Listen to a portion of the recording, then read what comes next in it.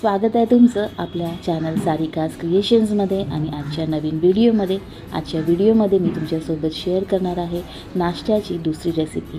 पचायलाही खूप हलकी आणि प्रथिनांनी भरलेली अशी मूग डाळीच्या धिरड्यांची रेसिपी। तर चला पाहूयात कशी बनवायची ती। मूग डाळीचे धिरडे बनवण्यासाठी मी इथे घेतले पिवळी मुगाची डाळ। तुम्ही सालीसकटही घेऊ शकता आणि त्याच्यात चवीसाठी ॲड करणार आहे 2 ते 3 हिरव्या मिरच्या आणि आल्याचा एक तुकडा। आपल्याला ते सगळं बारीक वाटून घ्यायचं आहे।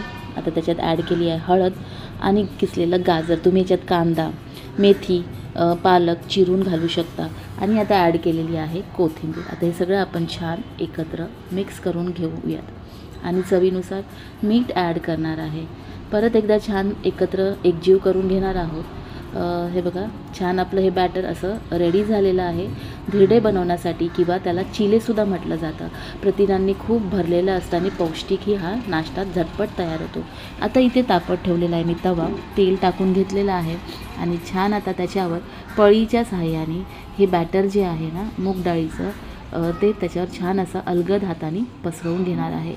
हळूवार पसरवून घ्यायचं आहे। डोशाप्रमाणे असं आपल्याला पातळ करायचं नाही आहे, थोडंसं जाडसरच ठेवायचं आहे। छान पसरवल्यानंतर स्लो ते मीडियम फ्लेमवरती आपल्याला ते भाजून घ्यायचं आहे। फ्रेंड्स, एकदम पोटभरीचा नाश्ता आहे। तुम्ही मुलांनासुद्धा हे डब्यात देऊ शकता। आता एका बाजूनी छान असं हे भाजून झालेलं आहे, खरपूस भाजलेलं आहे बघा।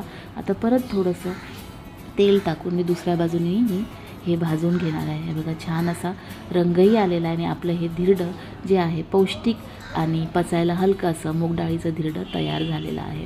तुम्ही याच्यात वेगवेगळ्या भाज्या टाकूनही बनवू शकता आणि आणखीन पौष्टिक बनवू शकता आणि मुलांनासुद्धाही खाऊ घालू शकता।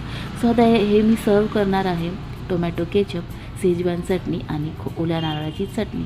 तुम्हाला जे आवडेल त्या चटण्यांसोबत तुम्ही हे सर्व करू शकता। फ्रेंड्स, कशी काय वाटली तुम्हाला आजची ही नाश्त्याची दुसरी रेसिपी, जी पचायलाही हलकी आहे आणि अतिशय पौष्टिक आहे। लहानांपासून मोठ्यांपर्यंत सगळे याला घेऊ शकतात आणि खरंच सगळ्यांना खूप आवडेल। नक्की ट्राय करून बघा। जर फ्रेंड्स आजची ही रेसिपी आवडली असेल, आजचा व्हिडिओ आवडला असेल तर व्हिडिओला नक्की लाईक करा आणि कमेंट करायला विसरू नका। आणि जर तुम्ही ट्राय केली तर ते सुद्धा मला कमेंट बॉक्समध्ये कमेंट करून सांगा। तर बघा किती सॉफ्ट आणि एकदम नरम झालं आहे आपलं हे धिरडं। नक्की ट्राय करून बघा। चला भेटूयात पुन्हा एका नवीन व्हिडिओमध्ये। तोपर्यंत friends bye bye, have a nice day and take care.